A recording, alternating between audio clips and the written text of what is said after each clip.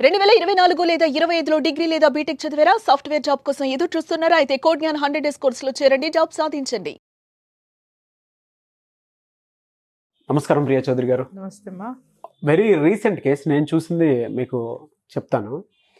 ఒక రూమ్లో పెళ్లి చేసుకున్నారు అమ్మాయి అబ్బాయి. వాళ్ళు ఏం ఆలోచించారో తెలియదు. 2 నెలల తర్వాత విడిపోయారు. ఓకే, దాన్ని ఏమనాలో కూడా అర్థం కాలేదు నాకు. కానీ నాకు తెలిసి కేసు తెలుసు. అండ్ దాంతోపాటు దీని మీద వీడియో చేయమని కూడా కామెంట్ బాక్స్లోనూ పోస్ట్ చేశారు. దాంతోపాటు నా ఇన్స్టాగ్రామ్లో కూడా పోస్ట్ చేయడం జరిగింది. అమ్మాయి పోస్ట్ చేసిందా, అబ్బాయి పోస్ట్ చేశారు? అమ్మాయి పోస్ట్ చేసింది. కారణాలు ఏం చెప్పింది? అంటే విడిపోయిన తర్వాత కారణాలు, బాధలు ఏం చెప్పింది అది చెప్పండి. ఫస్ట్ అయితే అటువైపు నుంచి సెక్యూరిటీ ఉందా లేదా అనేది ఈ అమ్మాయి చూసుకోలేదు. వాడికి ఏమీ లేదు. ఈ అమ్మాయి దగ్గర నుంచి మొత్తం తీసేసుకున్నాడు, ఉన్నది మొత్తం లాగేసుకున్నాడు. వాళ్ళే క్వశ్చన్ వేసావు నాగరాజ్. ఎప్పుడు వేస్తావా అని చూస్తున్నా. చాలా మంది ఆడపిల్లల్ని కడిగి ఉతికి ఆరబెట్టి క్లిప్పులు పెట్టాలని ఉంది మనసులో, రగిలిపోతా ఉంది ఈ విషయంలో. కొంతమంది అంటే ఏ సెక్యూరిటీ చూసుకొని, లేదంటే వాళ్ళు ఏ విధంగా మాటలు చెప్పి నమ్మిస్తారో తెలియదు, కానీ రూమ్లో కానీ, లేదంటే బయట ఎక్కడైనా హోటల్లో కానీ, లేదా బయట ఇంకెక్కడైనా గుళ్ళో కానీ పెళ్లి చేసేసుకుంటారు పేరెంట్స్కి తెలియకుండా. తీరా చూస్తే 3 నెలల తర్వాత 6 నెలల తర్వాత కట్ చేసి చూస్తే వాళ్ళ జీవితాలు రోడ్డున పడి ఉంటాయి. ముఖ్యంగా అందులో మోసపోయేది ఆడపిల్లలు మాత్రమే. అటువంటి వాళ్ళ చేసుకున్న జీవితాలకి మనం ఏం చెప్పాలి? మీరేం చెప్తారు? ఏం చెప్పండి సార్, బాగా జరిగిందని చెప్తా. టిట్ ఫర్ టాట్, కుక్క కాటుకి చెప్పు దెబ్బ మెడిసిన్ అన్నట్టు దిక్కుమాలిన ఆలోచనలు పేరెంట్స్ గురించి ఆలోచించకుండా, నీ భవిష్యత్తు గురించి ఆలోచించకుండా, సమాజం గురించి ఆలోచించకుండా ఇవన్నీ తీసి పక్కన పడేసాయి. అసలు వాడేంటో ఆలోచించకుండా గుడ్డిగా నీ శరీరము వాడు కావాలి కదా అని చెప్పి నువ్వు తాళి కట్టించేసుకుని కూర్చొని నువ్వు కాపురం వాడితోటి చేసేసావు. నీ మీద మోజు తీరిపోయిన తర్వాత, వాడికి కోరికలు తీరేసిన తర్వాత వాడు ఇంకొక దాన్ని ఎత్తుక్కుంటూ పోయాడు. ఇంక ఇందులో నువ్వు నష్టపోయిందే ఉంది ఆడ? చెప్పండి, నాకు అర్థం కాక అడుగుతాను. చెప్పండి. ఓకే, ఒక ఆడపిల్ల కన్నీళ్ళు గార్చేసేసి ఇదైపోయి నేను మోసపోయానండి అంటుంది. నువ్వు నీ తల్లిదండ్రులకి చేసిన మోసానికి కుక్క కాటుకి చెప్పు దెబ్బ చెప్తా. ఇది ఒక్కటే మాట నేను చెప్పాలి అనుకుంటే, నువ్వు సమాజాన్ని మోసం చేసావు, గదిలో పెళ్లి చేసుకుంటావా? సరే చేసుకో, అది నీ వ్యక్తిగత విషయం. నీ తల్లిదండ్రుల్ని మోసం చేసావు, నీ మనస్సును మోసం చేసుకున్నావు. నీ మనసును ఎక్కడ మోసం చేసుకున్నావు చెప్పమంటావా? ఒక పెళ్ళంటే ఏంటి నాగరాజు గారు? ఒక కుటుంబం అండి.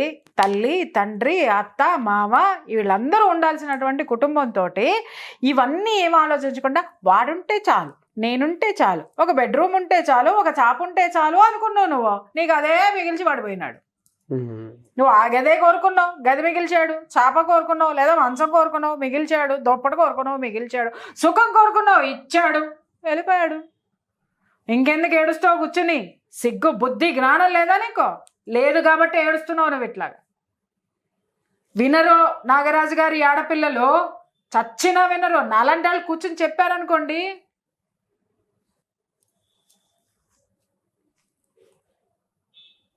ఇలా ఉంటాయి. అవునండి, నేను వాగుతూ ఉంటా ఆడ కూర్చుని ఇటు.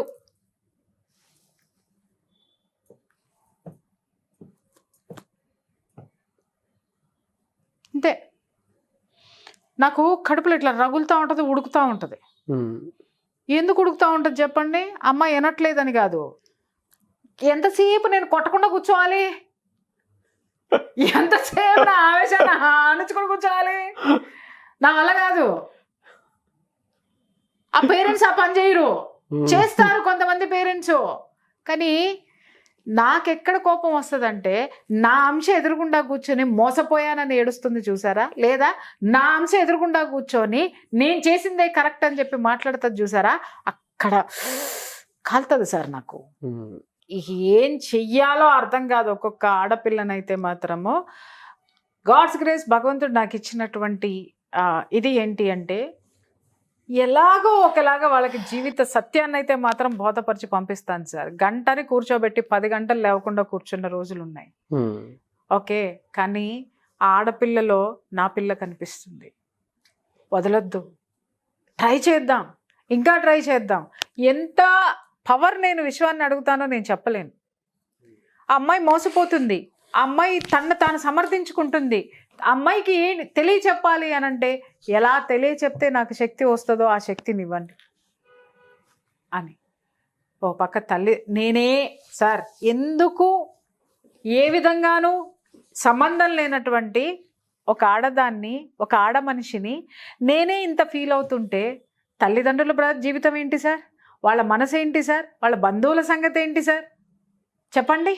వాళ్ళు సమాజంలో ఎంతో కష్టపడి ఎన్నో త్యాగాలు చేసి లేదా నానా గడ్డి తిని ఈ పిల్లలకు ఒక ఉన్నతమైనటువంటి జీవితాన్ని ఇవ్వాలని చెప్పి మీకు చదువులు చెప్పించి మీకు ఒక లగ్జరీ లైఫ్ ఇప్పించి లేదా కంఫర్టబుల్ జీవితం ఇచ్చి మీరు బయటికి పోయి చదివి ప్రయోజకులు అవ్వండిరా అని మీకు పంపిస్తే ఏ ప్రయోజకత్వం సాధిస్తున్నారు సార్? అమ్మా బాబు పెట్టినటువంటి తిండి తిని, అమ్మా బాబు పంపించినటువంటి డబ్బులతోటి పిజ్జాలు బర్గర్లు తిని మీ శరీరంలో కామాన్ని పెంచుకున్నారా? ఎదుటి మగాడు రాగానే అట్రాక్ట్ అవుతావా? మీ అమ్మ అట్రాక్ట్ అయితే సహిస్తావా నువ్వు? నీ తండ్రి అట్రాక్ట్ అయితే సహిస్తావా నువ్వు? ఇంకొకటి సార్, ఇంకొక మాట నేను ఇక్కడ చెప్తున్నాను. చాలా మంచి ప్రశ్న వేశారు. కొంతమంది ఆడపిల్లలు, గొప్ప గొప్ప ఆడపిల్లలు ఏం మాట్లాడతారు చెప్పమంటారు సార్? ఏంటి ఇలా చేసావని తండ్రి కనుక క్వశ్చన్ వేస్తే వాడి కర్మగాలి వాడి జీవితంలో ఎక్స్లు ఉన్నారు అనుకుందాం సార్. నువ్వేం చేస్తున్నావు అని మాట్లాడుతుంది సార్. వాడికి నోరు లెగదు, మూసుకుని పోతాడు. పక్కనున్న తల్లి ఏం చేయాలి సార్? దవడ పగలగొట్టాలి. దవడ కాదు సార్, జుట్టు పట్టుకుని ఈడ్చాలి. ఎందుకో చెప్తున్నా, హింస ప్రోత్సహించట్లా. ఎందుకో తెలుసా? తండ్రి అలా చేయడం వల్ల తల్లి ఎంత బాధపడుతుంది. పక్కదామి పట్టడం వల్ల నీ బిడ్డను ఉసిగొలుపుతావా? ఈ కొంతమంది తల్లులు ఏం చేస్తారు తెలుసా? అక్కే భలే అడిగిందే మా ఆయన్ని, భలే అడిగింది ఇది, సిగ్గు లేకుండా చెప్పే తల్లులు ఉన్నారు. అంటే తనలో ఉన్న కసిని, భర్త మీద ఉన్నటువంటి కసిని, భర్త మీద ఉన్నటువంటి అసహ్యాన్ని కూతురు పక్కదారి పడుతున్నప్పుడు క్వశ్చన్ చేసినప్పుడు she's enjoying, she's satisfying her ego. దాంతో ఈ కూతురు ఏం చేస్తుంది? ఈ అమ్మకి ఏం కావాలో ఒత్తిళ్ళు ఒత్తి ఈ అమ్మని సంకలో వేసుకుని, ఈ అమ్మని జోల్లో వేసుకుని ఇది చేయాల్సినవన్నీ చేస్తుంది. ఇక్కడ వీడేం చేస్తాడు సార్? వీడిలో పర్వర్షన్ మొదలవుతుంది. ఏం మొదలవుతుంది? కనిపించిన ప్రతి ఆడది లకారమే వీడికి. ఎందుకు?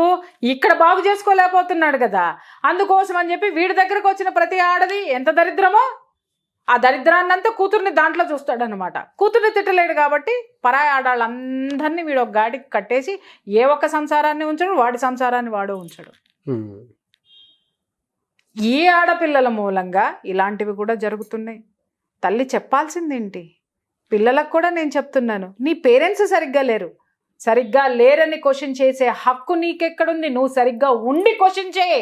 వాడు చచ్చినట్టు దారిలో ఉంటాడు, ఏమన్నా వదులుకుని నీ దగ్గరకు వస్తాడు. నువ్వు దిక్కుమాలిన పనులు చేసేసి, దిక్కుమాలిన తతంగాలు చేసేసి, నువ్వు క్వశ్చన్ చేసి ఆహా నేను ఆడదాన్ని, ఆహా నాకు ఒక ఉన్నతత్వం ఉంది, నాకు ఒక అస్తిత్వం ఉంది అని నీకు వాడికి తేడా ఏంటి? నీ బాబుకి నీకు తేడా ఏంటి? నీ అమ్మకి నీకు తేడా ఏంటి? నువ్వు వేసే క్వశ్చన్ ఎవరికి వేస్తున్నావు? నువ్వు నీ వ్యక్తిత్వానికి వేసుకో ఒక్కసారి. నా బాబు ఇట్లా చేశాడు, బుద్ధి లేని వ్యవహారాలన్నీ చేశాడు, మా అమ్మ బాధపడుతుంది, నేను ఎంత గొప్పగా ఉండాలి, నా జీవితాన్ని ఎలా ఉంచాలి, నా బాబు సిగ్గుపడి నా దగ్గరికి ఎలా రావాలి, ఎలా క్షమాపణలు అడగాలి, మా అమ్మని ఎంత బాగా చూసుకోవాలి అని నీ కెరీర్ మీద నువ్వు దృష్టి పెట్టడం మానేసి ఏం చేస్తావు? నలుగురు నేసుకుని తిరిగి ఏందమ్మా అని తండ్రి అడిగాడు అని అంటే నువ్వేం బీక్తున్నావు అని మాట్లాడితే వాడు నోరు మూసుకొని పోవాలా, ఈవిడేమో భజనలు చేసుకుంటూ చుట్టుపక్కల అందరినీ పిలిచి చెప్పేస్తూ ఉంటుంది. దీనికి కూడా అర్థం కాని విషయం ఏంటంటే, ఈ తల్లి అనే క్యారెక్టర్కి అర్థం కాని విషయం ఏంటంటే, దాని ముందు ఆహా ఓహో అంటారేమో కానీ బయటకు వచ్చి నోట్లో ఊస్తున్నారు మిమ్మల్ని చుట్టుపక్కల వాళ్ళు. తండ్రి అమ్మా, తండ్రి పోషించేటటువంటి తండ్రిని ఈ విధంగా మాట్లాడింది. సరే నువ్వు సరైన దారిలో ఉండి నీ తండ్రి చొక్కా పట్టుకొని తీసుకురా, నా కొడుక ఎక్కడికి పోతావురా నువ్వు, నా తల్లిని మోసం చేశావు, మమ్మల్ని మోసం చేశావు, ఏం చేస్తారని చెప్పుతో కొట్టి నీ తండ్రిని ఇంటికి తీసుకొని వెళ్ళు. కానీ నువ్వు చేసే తప్పుడు పనికి నీ తండ్రి తప్పును అడ్డం పెట్టుకొని అదే దోవలో నువ్వు వెళ్తావు అంటే నీ ఫ్యామిలీకి ఇదే ముద్ర వేదా సమాజం? కొంతమంది తల్లులను కూడా అనేస్తారండి, తల్లులను కూడా మాట్లాడతారు సార్. ఎంత హీనంగా అంటే అలాంటి కేసెస్ చాలా వచ్చినాయి. వాళ్ళ మదర్లు ఏడుస్తారు, మేడం మేము బయటికి వెళ్ళి ఉద్యోగం చేయాలంటే నలుగురితో మాట్లాడాలి. వాటన్నిటినీ కూడా చెడుగా అర్థం చేసుకొని ఈ పిల్ల మమ్మల్ని మాట్లాడుతుంది మేడం, ఈ పిల్లని నేను క్వశ్చన్ చేస్తే తిరిగి నన్ను మాట్లాడుతుంది మేడం, నా మీద బ్లేమ్ వేస్తుంది మేడం. బయటికి వెళ్ళాము అని అంటే సింగిల్ మదర్స్ ఉంటారు సార్, ఇప్పుడు ఎవరైనా హెల్ప్ చేస్తూ ఉంటారు, వాళ్ళకి హెల్ప్ చేసినప్పుడు వీళ్ళు మాట్లాడదే, నువ్వు వెళ్ళట్లా, నువ్వు అంకుల్తో మాట్లాడట్లా, వాడితో మాట్లాడటల్లా, వీడు నేను డ్రాప్ చేయలా అంటే డ్రాప్ చేసినందుకు, మాట్లాడినందుకు, జీవితంలో నువ్వు ఎదగడానికి హెల్ప్ చేసినందుకు, నువ్వు గదిలో తాళి కట్టించుకొని నువ్వు వేసే పనికిమాలన నీ దిక్కుమాలన కథలన్నీ పడడానికి, నీ దరిద్రాలన్నీ పడడానికి నీ తల్లిని అపహాస్యం చేస్తావా నువ్వు? చాలా మంది ఫేస్ చేస్తున్నారు అనేది, అంటే చాలా మంది తల్లులు ఫేస్ చేస్తున్నారు. కాదు నాగరాజు గారు, కాదు ఇక్కడ ఒక నా తప్పుని కప్పిపుచ్చుకోవాలంటే ఎదుటడి మీద వేయాలి కదా. ఈజీ బురదని నాకంటింది అని అంటే మా అమ్మ కొట్టుద్దేమో, ఎదురాడు చొక్కా మీద కూడా వేసేస్తే అయిపోయా, వాడు చూపించచ్చు వాడు నాకు వేసినాడని. వీళ్ళు చేసే పని ఇది. వీడి బురద వాడికి అంటించి వాడు అంటించినాడని ప్రపంచానికి మొత్తము ప్రచారం చేయగలిగినటువంటి దౌర్భాగ్యపు లక్షణాలన్నీ ఇలాంటి జాతిలో ఉంటాయి. ఆలోచించండి ఆడపిల్లలు, మీరు కూడా. నీ తండ్రి వెదవే, నీ తల్లి వెదవే, కానీ వాళ్ళు మీకోసం కష్టపడుతున్నారు. వాళ్ళ జీవితంలోకి మీరు వెళ్లకుండా ఉండండి, లేదా ఆ జీవితంలోంచి వాళ్ళు బయటికి రావాలంటే మీరు ఎంత ఉన్నతమైనటువంటి ఆలోచనతో ఉండాలో, ఎంత ఉన్నతమైనటువంటి జీవితంలోకి వెళ్ళాలో అది ఆలోచించండి అమ్మా. అంతేగాని వాళ్ళు తప్పులు చేస్తున్నారని మీరు కూడా చేసటం వల్ల తేడా ఏముంది వాళ్ళకి మీకు? అసలు మిమ్మల్ని వాళ్ళు ఎందుకు సమర్థించాలి? వాళ్ళని మీరెందుకు సమర్థించాలి? త్వంసుంటా అంటే త్వంసుంటా అయిపోయింది.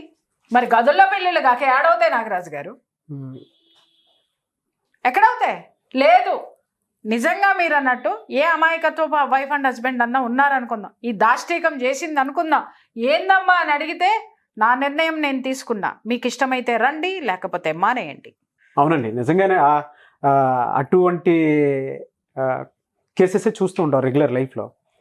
ఇక్కడ ఒక విషయం చెప్పిన నాగరాజ్ గారు, పాపం మీరు చాలా పాలిష్డ్గా ఆలోచించారు బా. ఎందుకంటే పాపం గదిలో కూర్చొని మీకు క్వశ్చన్లు వేసి గది మాత్రమే తెలుసు మీకు. బట్ నేను ఊరంతా ప్రపంచం అంతా తిరిగి వచ్చాను కదా, నన్ను అడగండి. రైల్వే స్టేషన్లో ఏడ ఖాళీ దొరికితే ఆడ, పార్కుల్లో పోయి చూడండి, ఏ పార్క్ కన్నా వెళ్ళి చూడండి. మీరు పార్కుల పేర్లు చెప్తాను, నిజంగా పేరెంట్స్ అందరూ పోయి మీ పిల్లలు లేటుగా ఉంటే ఆ పార్కులు ఎత్తుకోండి, ఆడ కనపడతారు కొంతమంది. సార్ ఈవినింగ్ వాకింగ్కి వెళ్దామంటే దరిద్రం సార్, నిజంగా చెప్తున్నాను కదా. ఈ గవర్నమెంట్ కూడా ఏం చేస్తుందో నాకు అర్థం కావట్లేదు. పార్కులు ఎవరి కోసం అండి? ఇలా రాసలీలల కోసం పార్కులు కట్టారనండి. సాయంత్రం వెళ్ళేసరికి ఒక్కొక్కడి చెయ్యి దేని మీద సార్ ఇట్లా లైట్ ఫోకస్ పడుతుంది సార్, వాళ్ళ మీద స్పృహ ఉండదు ఒంటి మీద. అవి మనుషులా లేకపోతే ఇంకేంటో అర్థం కాదు. వాడి చేతులు ఎక్కడెక్కడో ఉంటాయి, ఇది మొత్తం వాడి మీద వాలిపోయి మూతులు నాకేసుకుంటాను. వాకింగ్ చెయ్యాలా? చూడాలా? ఈ దరిద్రాలు చూడాలా?